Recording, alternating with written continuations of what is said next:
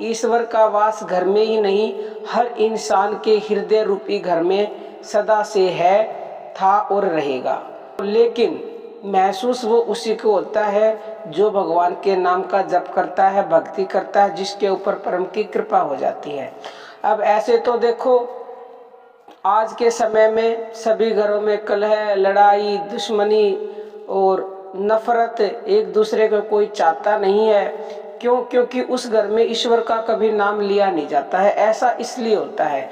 इसके विपरीत जिस घर में ईश्वर का नाम लिया जाता है, उसके नाम का जप किया जाता है, भजन ध्यान सुमरन कीर्तन किया जाता है, वहाँ के मनुष्यों को यानी कि उस घर में ही ऐसे संकेत मिलते हैं। पहला संकेत ये है कि अतिथि का जिस घर में स्वागत किया जाता है, यानी आतिथ्य ही उस घर का वैभव है।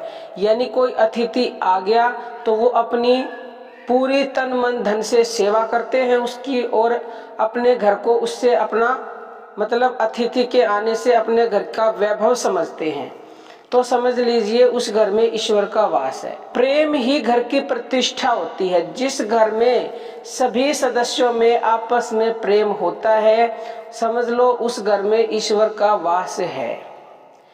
और जिस घर में अच्छी व्यवस्था होती है, यानी कि सब कुछ व्यवस्थित रूप से किया जाता है, तो ऐसे घर में भी निश्चित ही ईश्वर का वास है। जिस घर के मनुष्यों के विचार अच्छे होते हैं, दूसरों को सुख देना चाहते हैं, दूसरों के लिए कुछ अच्छा करना चाहते हैं, सेवा करना चाहते हैं, तो समझ लीजिए ऐसे घर में प्रभु का वास निश्चित ही है। जिस बिना स्वार्थ के यानी कि निष्काम भाव से दूसरों की सेवा की जाती है, दूसरों की मदद की जाती है, जो दूसरों को चाहता है, हर इंसान में जिस घर के मनुष्य भगवान को देखते हैं, तो ये बहुत बड़ा संकेत है।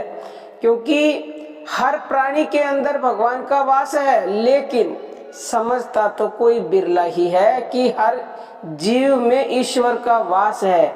अगर आपके घर में ऐसे संकेत मिलते हैं तो धन्य हो आप, आपके घर में ईश्वर का वास है। और जिस घर में ईश्वर का वास हो जाता है उसकी तो किस्मत खुल गई, तकदीर जाग गई, उसका भाग्य जाग गया, उसे किसी भी प्रकार की कोई भी कमी हो ही नहीं सकती।